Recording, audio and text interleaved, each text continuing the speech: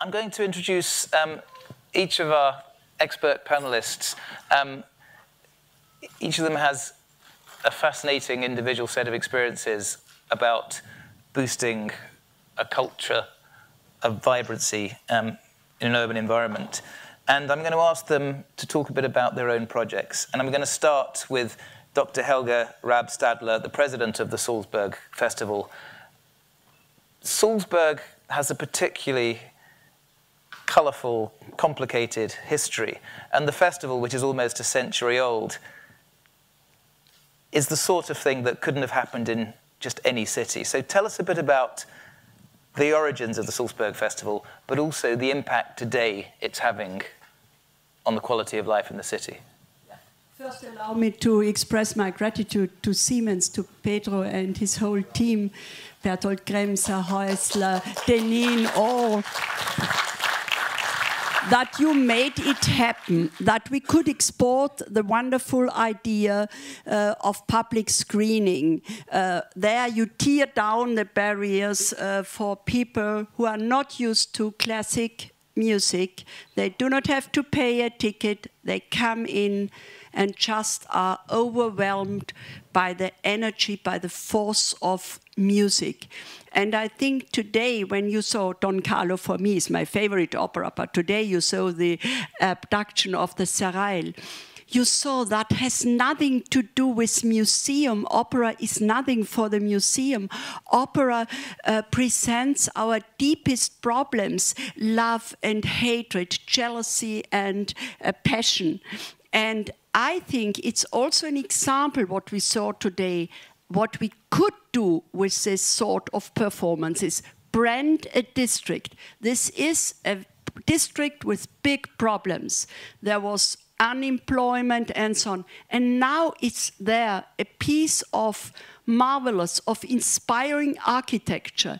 And now you can see operas there. I think you should make more of it. And the Salzburg Festival was founded in the middle of World War I. Incredible. So what were the three reasons to found it? First reason was Austria shrank from the big Habsburg Empire to such a small country.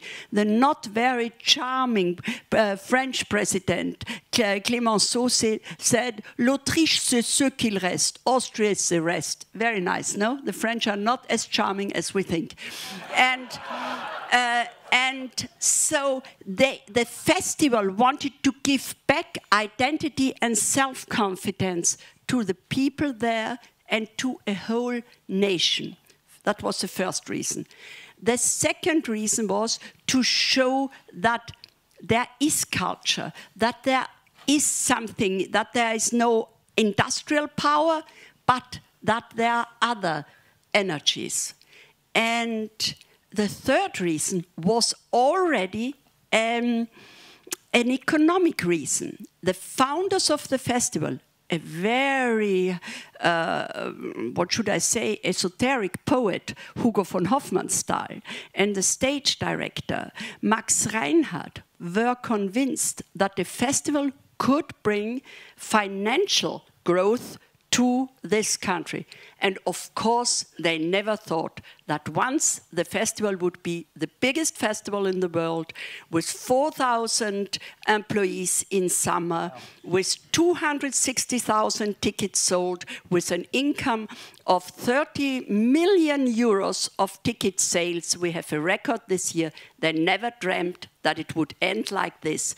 But if you have really a reason, and if the reason is not only to fill beds between two seasons in a town, then you can make something. And I think with culture and arts, the most important thing is to bring quality. And I would never justify arts by the rentability. Do not misunderstand me, please. But it's wonderful if it is also financially successful. It's an extraordinary achievement. And just to show that great innovations can generate their own support without that history, on the other side of the Atlantic, in New York, Dan Barasch is masterminding or co-masterminding an incredibly ambitious project. You've heard of the High Line, the park down in the neighborhood of Chelsea, which has been reclaimed from old railway lands.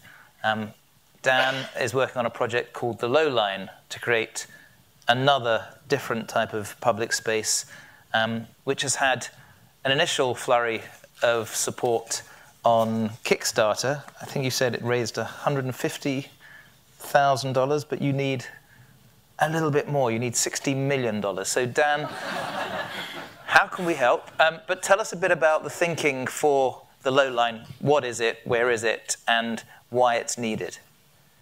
So the Lowline is an effort to build the world's first underground park in New York City. And the site that has inspired us is a former trolley terminal. It's roughly 1 acre in size, 60,000 square feet. I'm not sure how that computes in the systems that you all use, but it's a tremendous space by New York City standards, by Manhattan standards. And our vision is to transform this space using an innovative system of fiber optics that will deliver sunlight below the surface of the street. And a part of why I'm here in London is to actually meet with some of our technology team to do just that. The idea has been something that has been brewing for multiple years. We've been sort of diligently connecting to and engaging with all different levels of New York City government, actually at the state level and the federal level, in Congress and at the Senate level within the US government. And we now have the full-throated electoral support of every official who represents the Lower East Side of Manhattan. We raised a Kickstarter campaign to fund an initial exhibit of the technology to showcase how we would deploy this kind of technology. And we built an exhibit that basically took over a space, and we installed a version of the solar collector and built a live green space and kept it open. And for a brief time in last September, it was the top cultural attraction on the Lower East Side itself, 11,000 visitors in just under 2 weeks. So sort of where we are right now is, I think you've sort of rightly put it, we're somewhere between $150,000 and $60 million. And we're working really on establishing the political permission, really, to build the full-scale park. But we have the technology to do so, and I think there's a lot in common with, we were talking earlier about what does it mean to sort of think about a public space, and what is the role of a cultural destination for a city. And some of the lessons that we've learned in Manhattan and in New York City with respect to the High Line is certainly informing how the Low Line is developing, both for good and for bad. And so we've learned a lot on really what kind of a transformation is possible with the creation of a new cultural destination, and also some of the things to avoid and some pitfalls that we're looking to sort of engage with at the outset. So that's essentially the project and where we are. So let's assume that you make your 60 million, Dan, and the Lowline exists. How do you quantify then the benefits it brings to the neighborhood, to the economy? Well, so there are quantitative and qualitative ways to measure that kind of impact. The High Line, for example, has estimated a $2 billion net positive impact on the far side of Manhattan in retail and real estate value, right? So those are things that you can actually measure or pretend to measure, depending on your point of view. The real meaning and the real impact of the High Line is the sort of, I think, what we were talking about earlier, the undefinable, the pleasure that you get of actually being in a park, elevated above the city, being able to see the Hudson River on one side and sort of traverse through multiple neighborhoods. I think the way that we're thinking about measuring impact with the Low Line will be similar. First of all, it will establish a new precedent for the way that people think about the underground, both in New York City and hopefully in other cities as well. We'll establish a new level of design for solar technology and its use for public space, but also thinking about a new community gathering space in a very crowded part of a very crowded city, and what that means for the community itself and the people who live and depend upon that area. Great. Well, just to show in the UK that we're taking some bold initiatives of our own, the government has a organization called the Technology Strategy Board, which promotes innovation. It funds projects. And one of the projects it's been funding is a series of what it calls catapults to try and stimulate new thinking. And Mikele Brack runs the Future Cities Catapult.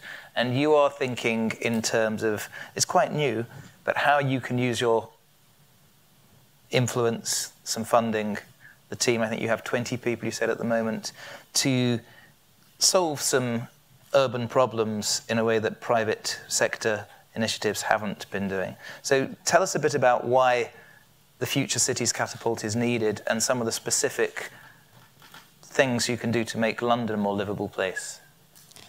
Okay, well, first of all, thank you for the promotion. I'm not running the catapult yet, but I'm working on the business development and projects and revenue streams for the center.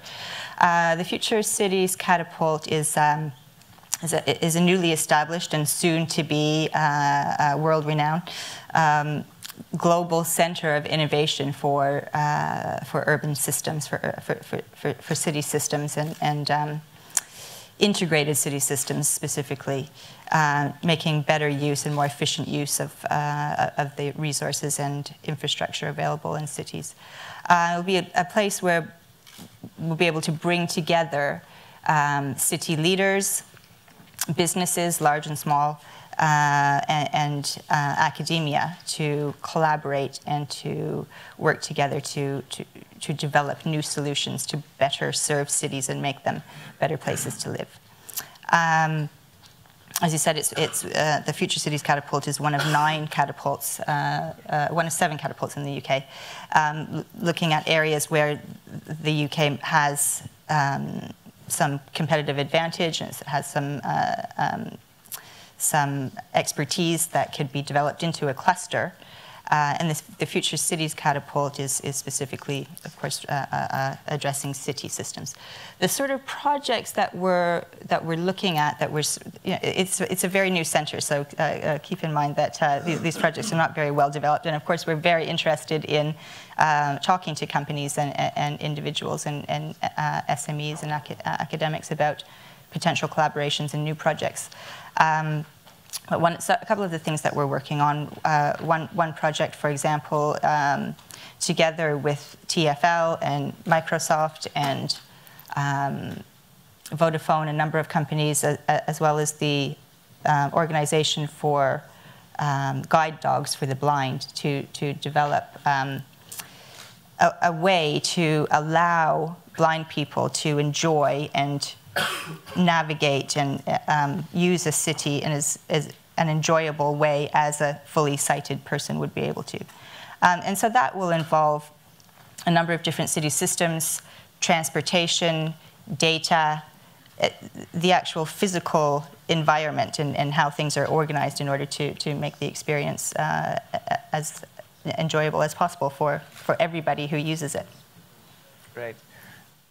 And staying in London, Richard Wentworth is an artist who lives at the heart of London in King's Cross. And Richard does some fun and crazy things sometimes. You took over a plumbing supply shop in King's Cross, didn't you? Tell us what you did with that. Can you hear me? Who here thinks they're a Londoner? Who here thinks that they're a Londoner because you have to make a wild guess. You think you've lived here the longest. And you now have to tell me how long that is. Or my okay, life, she says. Yeah, but you're going to have to tell me the years. I'm going to challenge you. Since 1952. Okay, that's a Londoner. But I'll get to my point. I think what's very interesting is that in a city as strange as London, London really is I mean, I noticed that not so many of you are Londoners.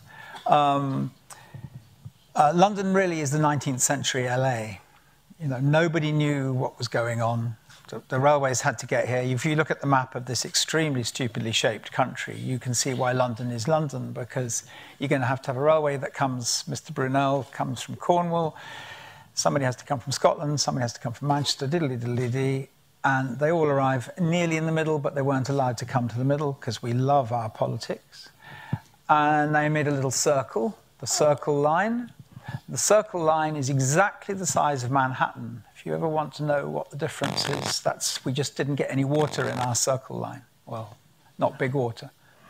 And that made London. So in about 40 years, London went from a railwayless space to whoosh. And it's very interesting with whatever it is, 8, 10 million people who would claim to be Londoners. Possibly you should say it's a true economy is 25 million. It's the whole of southern England. That how people come and go, and it's very nice to hear a man say 1952, because I was around in 1952 just. And this attaches back to something else. I recommend you take your age. This is more fun if you're getting older. And go backwards. Don't go forwards from when you were born, go backwards. So I'm only 4 years away from Mr. Edison in Menlo Park, and I've never been the good child in the front seat who knew the answers, so thank you. So we're all in a historical space, is what I'm trying to say. So I go back to 1882 from 1947 when I'm born, which means I can feel that space. I can feel the technological forces, the energies, the wars, the stupidities, the power, the trade, the inventions, all of it. I can get hold of it because I can feel 1947 to now, so I can use it as a kind of tool. What I did at King's Cross, a station, was to work with Archangel, who were very interesting, who I don't think are here. And what I did was very, very little. I took a warehouse, and I think for your purposes, all you really need to know is I took a container from very near here, some people who interfere with containers very interestingly, very typical London, people who play around with things are thoughtful. And they had a container where they'd put a staircase inside the container. So you could turn the container up on its end, and you could walk up inside the container. It's just a very interesting piece of architectural imagination. And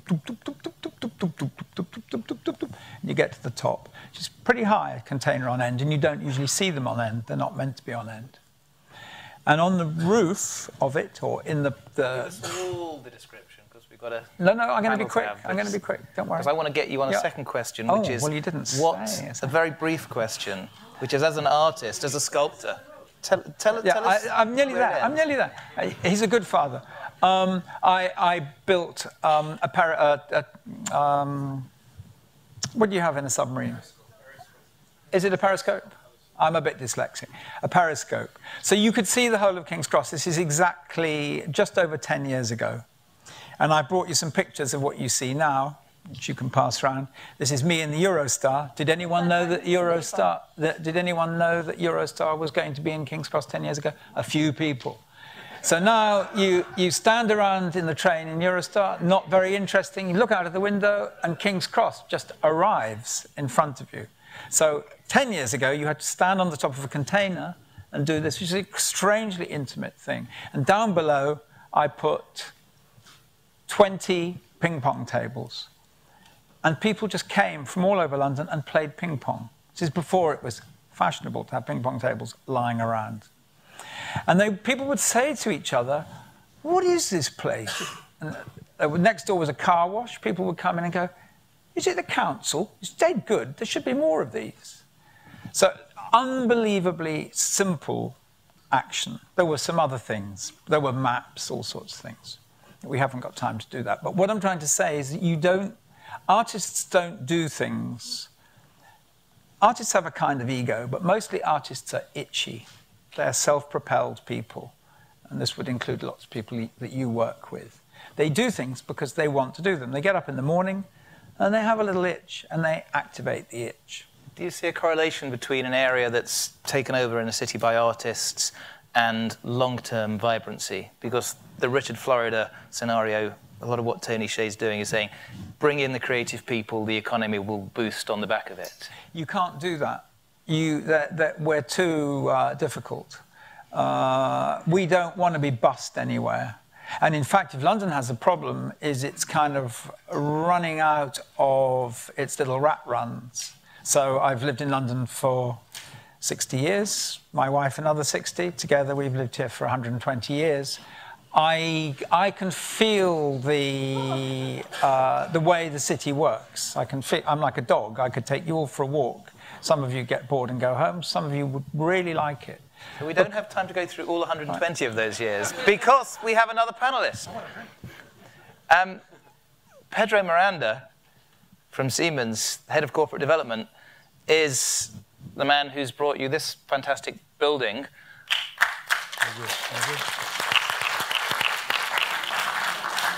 Which has been celebrating a first birthday.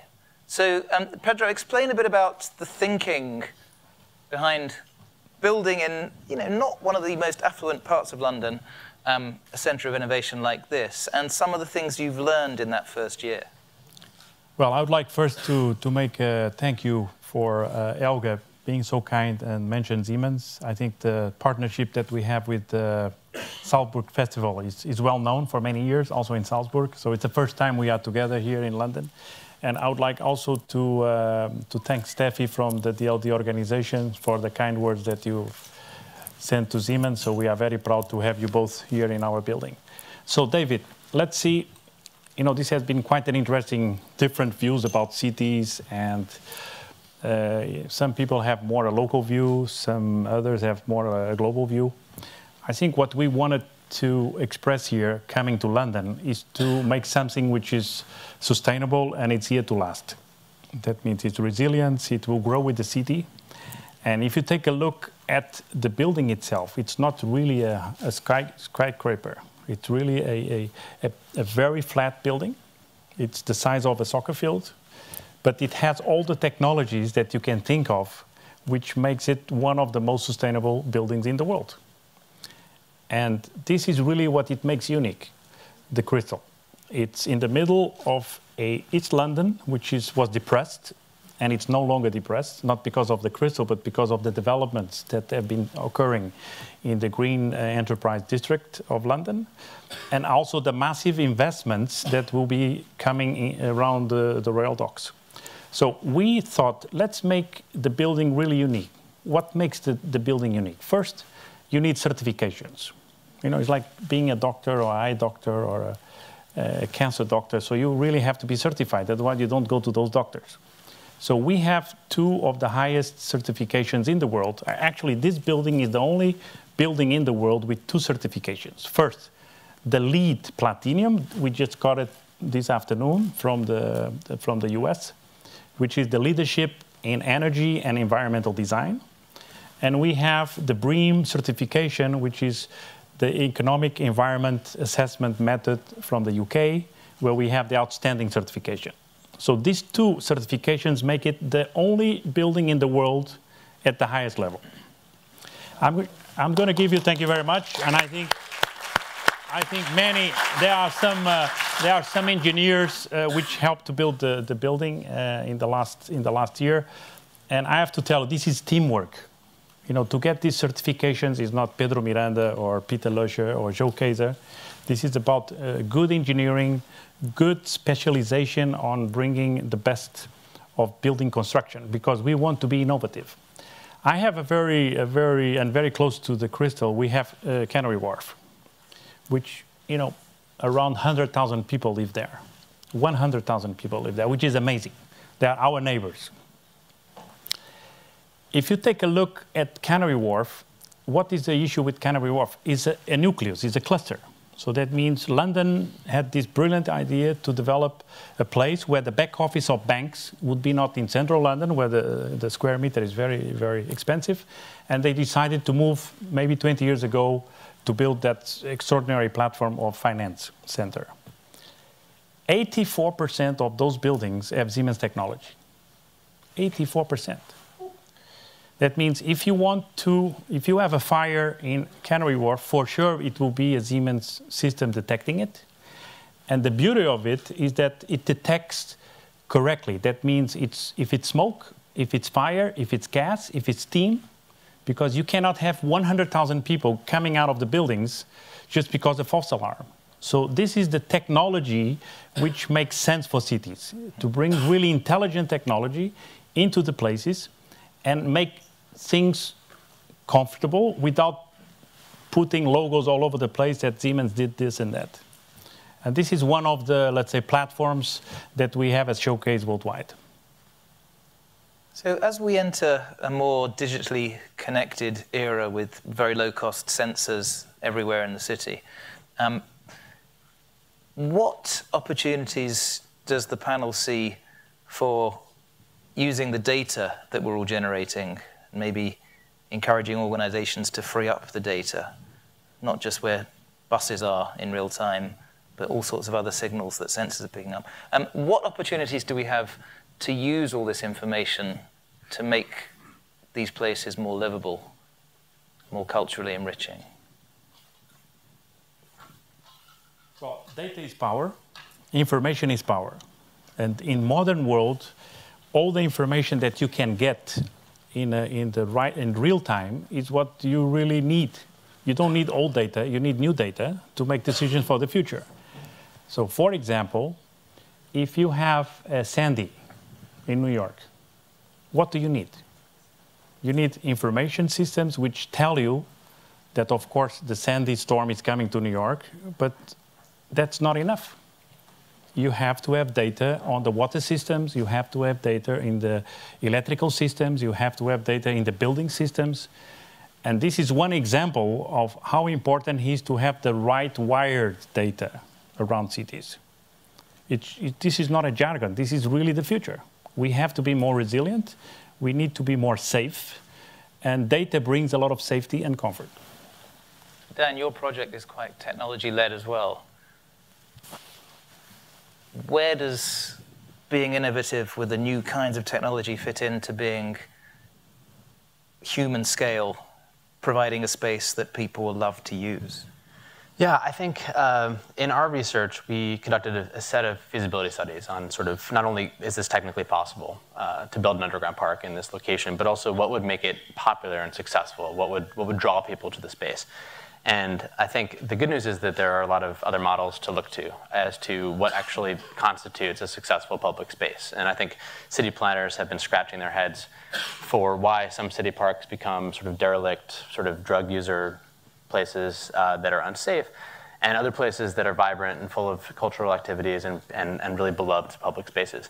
And while I'm not sure everyone has all of the answers, I think some of the things that we learned stem a little bit less from data, actually, and a little bit more from more of the qualitative, actual people-to-people knowledge. And I think one of the many lessons from Hurricane Sandy was that people who were connected and embedded in communities had a much better resilience capacity because they knew what was happening, and if they didn't, information would move quickly. So, what we've been really sort of doing is looking at how to draw upon the knowledge from the local community. Now, our community is, I actually just asked about how big Salzburg is. Our Lower East Side community is 600,000 people. And so it actually elevates to the size of many, many big, important cities around the world, just this neighborhood alone. And it's a very, very dense environment with an incredible diversity, economic diversity, social diversity, cultural diversity, and competing perspectives on what the neighborhood and the community should be. So everything from, at night, the Lower East Side, for those of you who know the neighborhood, is known for its ample restaurants, its bars, its nightlife. It has an incredible music scene. Its art scene is thriving. It has a small business community that struggles to attract people during the day. And it has a significant number of people in the community who live on subsidized or affordable housing. And there are ethnic enclaves. There's an enclave that is primarily and predominantly Jewish. There's an enclave that is primarily Dominican and Puerto Rican. And these communities actually work in very interconnected ways, but are often entirely separate islands. So in our planning, we looked at the ways that we would be able to address the many needs of all of the constituents in the community, and committed ourselves to a deep level of community engagement in which we create a lasting platform for feedback and for engagement with the actual project itself, from inception through to execution, and thinking about a public space that would have an embedded level of community programs and activities, which would be built in partnership with the actual community itself. So maybe my answer is that the data sometimes does not matter as much as the local insight and a sense that you know who you're actually serving and who the people are in the community itself. So there's a lot of competition between cities to attract the corporate headquarters to come in, to attract the talent. And there's some great innovations in many places we're talking about. But I just wonder how transferable they are from one place to another. Could the Salzburg Festival be franchised into other places? Could other cities try and take your model and copy it for local circumstances? Or do you think it has to be in one place because there is a history in that location? Of course, I hate the word franchise for my festival. But I think yes, you can create something special for your district. And I want to come back what you said. An artist never thinks what an economic impact his work will have.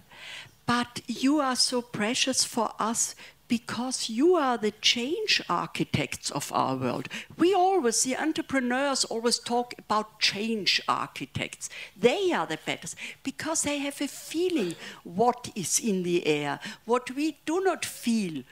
And I think the best way for a town is to break down the efforts to get identity in smaller districts, like you 600,000, because you can't give a new identity to a town of 3 million people. But you can give an identity like you do to this district when it is small and when you can overview it.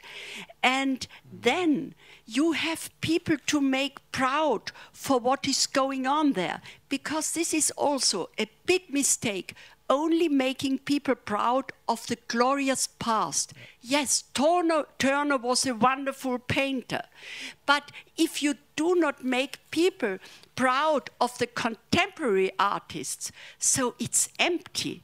And that's why Salzburg is not only a Mozart festival, but we made a festival for Birdwhistle, an English composer he never had in England at the same time. And this makes a festival vivid. I would encourage everybody to think about this.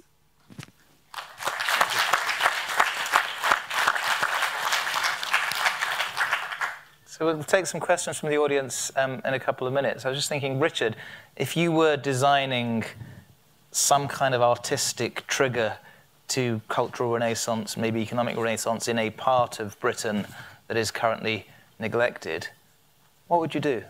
Oh. That's a kind of biblical question that only the editor of Wired magazine could ask.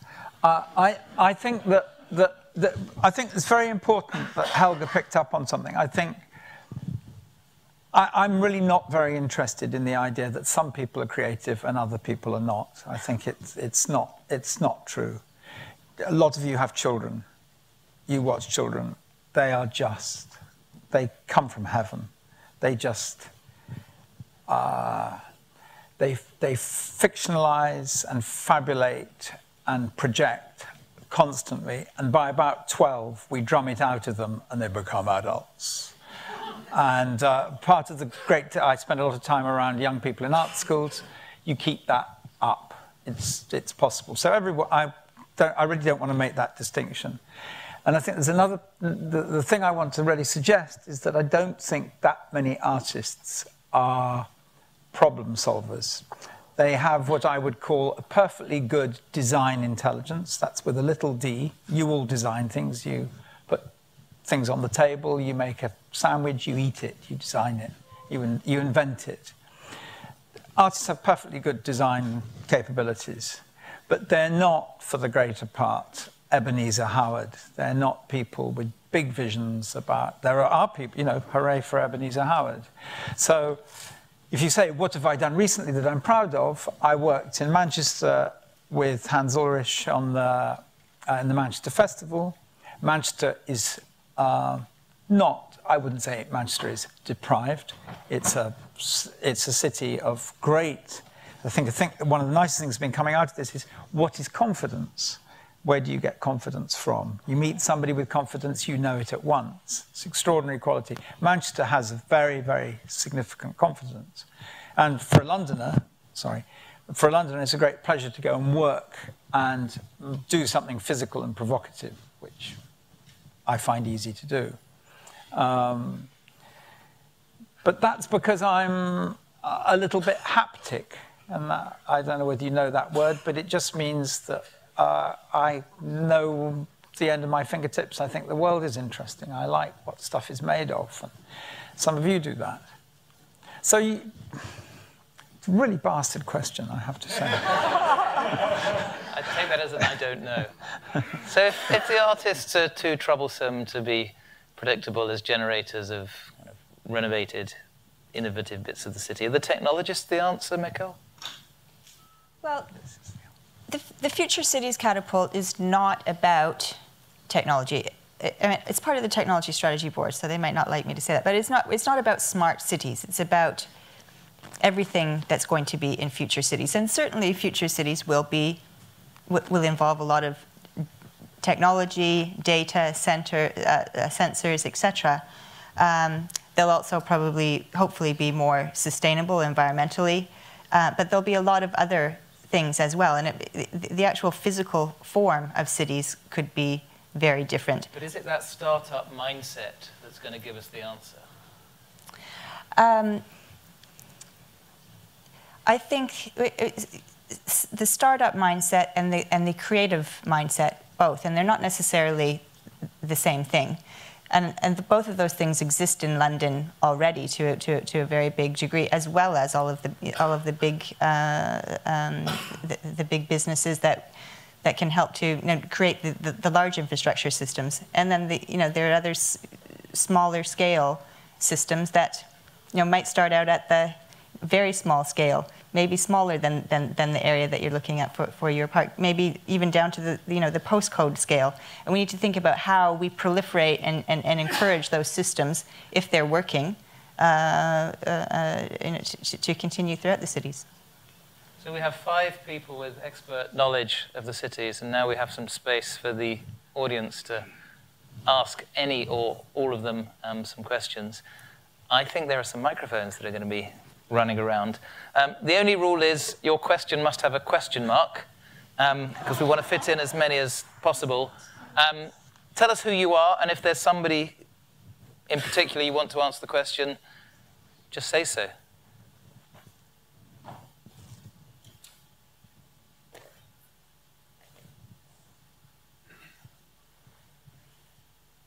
Shall I start, David? Yep.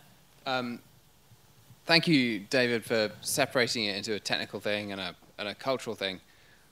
I wonder, are you not kind of setting it up for somebody to say, surely we should join these things together? It's a socio-technical thing. It's kind of cultural and technical thing. And in that regard, if those things were to be successfully joined together, what would that look like? Who do you want to address that, Luke? I don't know, David. I want you to address it somewhere. Thank you. I think that sometimes it's just best to answer with a straight image, and maybe that's what I've been asked for before. But imagine a man of a certain intelligence who, if you met him in the street, you'd think he was an academic, walking along a very bleak piece of sad London 20 years ago, 18 years ago, wearing a Macintosh, probably with a briefcase, put the briefcase down and walks and counts his paces, does that twice, and goes, I think this could work. That's Nick Sirota walking along in front of a derelict power station, which I knew all through the 60s, 70s, and going, I think this could be an interesting place. He can't have thought anything else. That's a kind of really what he should have written. If he'd had chalk in his pocket, he would have written on the wall, let's. Yeah, let's. We do that every day. We say let's to somebody and you go and do something together. Go for a walk, let's eat. And if you were to do an analysis of the Tate and attach it to a bridge that didn't exist, what a metaphor. You know, a bridge, where does the bridge go? It goes to money. So that bridge never existed. And that, I would actually suggest that the area that takes you down to the Elephant and Castle, if you know London, it should just be renamed Sirotia. It's completely changed by that one act. We have time for probably one more question. And it's the gentleman over here on the third row. Tell us who you are and who the question's for. Thank you very much. It's Mike Napier from Costain. Question for Helga and also Richard, probably. Helga, you've described a bit about the Salzburg Festival. We've got a little bit of a thing in London called the Proms, which you might have heard of. What would you do with it? Salzburg you've described as being very open to people, everybody enjoying it. Proms is a bit stuck in the Albert Hall. Yeah, you are right. The venues, the variety of venues is very important. Our festival takes place on 16 venues, but the proms are marvelous, marvelous. Big compliments for them. But I think you have always to work on this to tear down the barriers and to educate your audience, because music does not only need new artists, but also good listeners. And the listeners die away a little bit in our time. That is, but I could talk with you afterwards about it, because I think they are in a terrible hurry. And so I feel guilty when, on both sides, when I do not answer thoroughly and I give to you the microphone. Very quick. I think that making audience and that lovely word, which isn't really in the English language so much, diffusion, you know, how you distribute things is just fantastic. And I don't normally listen to the test match. It was raining, BBC Radio. So what did they do? They interviewed Robin Wright and discussed the proms. What a brilliant way of inventing another piece of audience. Yeah, exactly. So there's ways of escaping those bounds, those... And it's lovely for me that you introduce yourself as from Costain, which I think builds airports and does big stuff, and you want to talk about the proms. I mean, hooray. Yeah.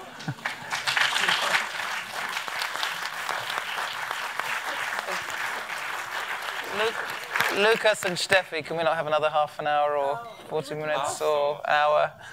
So let me just thank our esteemed panel. Sorry, we could go on for a lot longer.